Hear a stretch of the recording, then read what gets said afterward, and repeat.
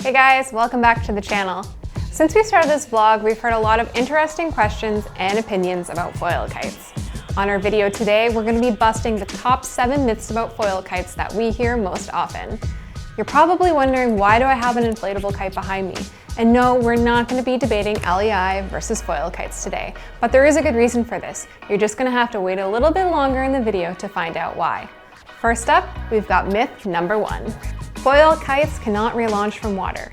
Let's get this myth out of the way and bust it entirely. The fact of the matter is, foil kites can relaunch from water, and they can do so quite easily. It is true, however, that not all foil kites will be able to relaunch from the water. You'll need a closed cell foil in order to do so. If you have an open cell foil kite, you're pretty much out of luck. That being said, there is a fellow YouTuber named Kite Junkie who has relaunched his single skin Peak 4 69 out of 70 times from the water. It's also worth noting that certain closed cell foil kites will relaunch easier than others. Lower aspect freeride foil kites will relaunch easier than higher aspect race kites, which are more prone to bow tying, making relaunching more difficult. Myth number 2, you don't need to pump a foil kite. While technically you don't actually pump your foil kite like you would an inflatable, there are times when you're going to need to pre-inflate your foil kite. In extremely low wind situations, you may even want to use a leaf blower to pre-inflate your kite. So if you're thinking of switching to a foil kite so you don't have to pump a kite anymore, know that pre-inflating a foil kite can take just as long as pumping a large LEI, unless of course you use a leaf blower.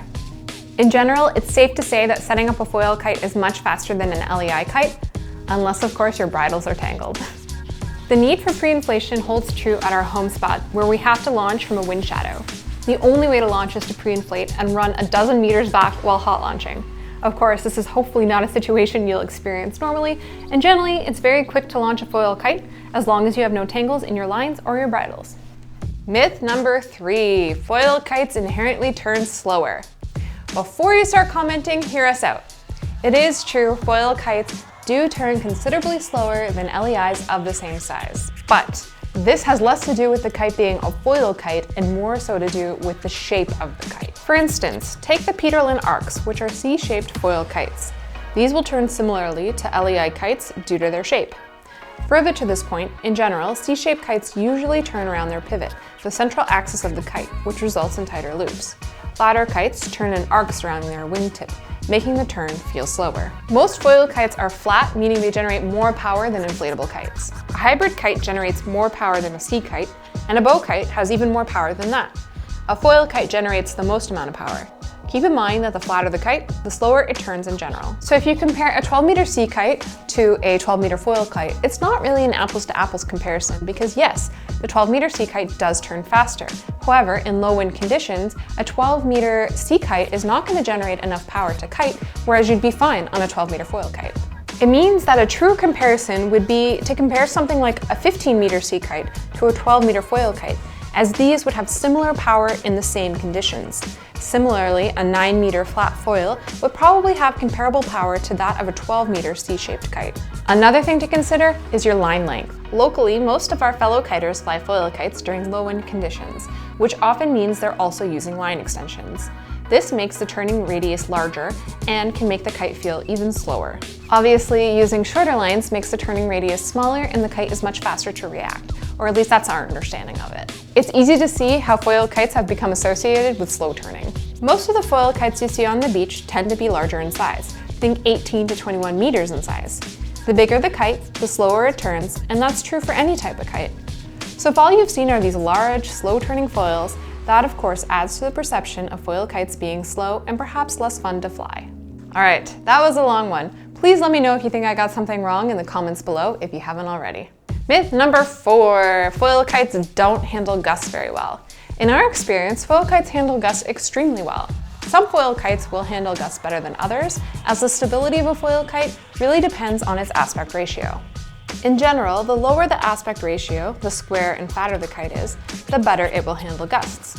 On the other hand, higher aspect ratio foil kites will be less stable with reduced gust handling abilities, but the plus for the high aspect ratio kites would be increased performance. The wind here in the Great Lakes can be very punchy at times, but in my experience, in low to medium wind, you really don't even notice the gusts when you're flying a foil kite. At times, the frequency between gusts and lulls would be so frequent that it would take a giant 18-meter sonic 2 to get going. But once it generates apparent wind, you really don't even notice a thing as long as you're moving. We're actually guilty of believing this myth for quite some time. In fact, we have two smaller inflatable kites, the 7-meter and 9-meter, just for the sole reason that higher winds tend to be gustier here, and we figured that inflatables would be the best choice. That being said, we've changed our minds recently, having tried a friend's 9-meter foil kite in gusty conditions. The wind was crap, but the kite handled gusts just as well as an inflatable would. In those conditions, it really didn't matter which kite you would have used, as gusty winds dictated the amount of fun you were gonna have. Honestly though, we have yet to use foil kites in gusty winds of over 30 knots, but hey, if you have, let us know how it went in the comments below. In turbulent conditions, foil kites can lose their shape and collapse as they lack the rigid structure of an inflatable kite. Of course, I don't recommend that you kite in turbulent conditions with any kind of kite. One tip for flying a foil kite in gusty conditions is to keep the kite more in the power zone so it doesn't overfly.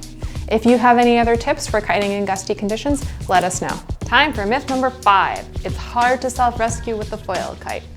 This is false. And if anyone can tell you that, it's me. I'm the self-proclaimed queen of self-rescue. I wish I was as good at relaunching as I am at self-rescuing, but hey, it is what it is. At our home spot, when the wind dies, it dies completely. Also, in Ontario, the wind is typically up high, and there's very little, if any, wind close to the surface level of the water, which makes relaunching difficult with any type of kite. In either of these scenarios, I have found it's easiest to simply swim with the kite laying flat on the water. If you're not too far from shore, chances are the kite will take on very little water, if any at all. That, of course, doesn't hold true in wavy conditions or if you're far from shore, where I'd recommend that you roll up your kite and swim. Now, I know what you're thinking. Inflatable kites are easy to self-rescue with because they float and you can make a life raft out of them. That's true, but I still don't find them easier than foil kites to self-rescue with, especially because I almost always wear a life jacket when kiting in deep water anyway, and therefore I don't really rely on my kite for flotation. As always, keep in mind the golden rule. Only kite as far out as you're willing to swim back to shore. In the past, I had to self-rescue with the 7-meter inflatable kite, and I had waves barreling over my head. Not necessarily convinced that was any easier or any more difficult than it would have been in the same situation with a wrapped foil kite. At the end of the day, the ease of which you self-rescue comes down to your skill level, experience, the wind conditions, and how far from shore you are. And it has very little to do with the type of kite. Myth number 6, you can't kite loop with a foil kite. Guys, just check out this clip of Ollie Bridge doing a mega loop on a fly surfer sole.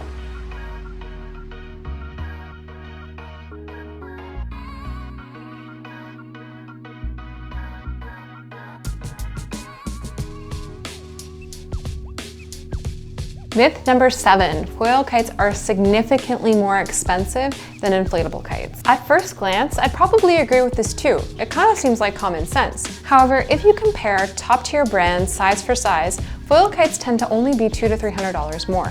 When you consider the amount of work that goes into a foil kite, it's really not that much more of a significant cost. Something else that we've noticed is that inflatable kites of last year's season tend to go on sale for as much as 50% off, and the same is rarely true for foil kites.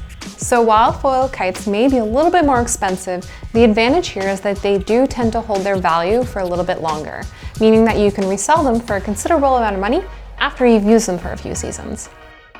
All right, if you made it this far, it's time I explain why I have this inflatable kite behind me. And the reason is because I like inflatable kites and I like foil kites. I'm not here to proclaim one is better than the other because I honestly don't believe that to be the case. Each kite has its riders as it really depends on what you want to do with the kite. At the end of the day, it doesn't matter what kite you fly as long as it fits the conditions, gets you out on the water, and gets you having a good time. Hopefully, if you've been interested or had some questions about foil kites, this video has helped you out. If you've liked it, make sure to like or leave a comment below and subscribe for more videos like this coming soon. Thank you so much for watching and we'll see you next time. Bye.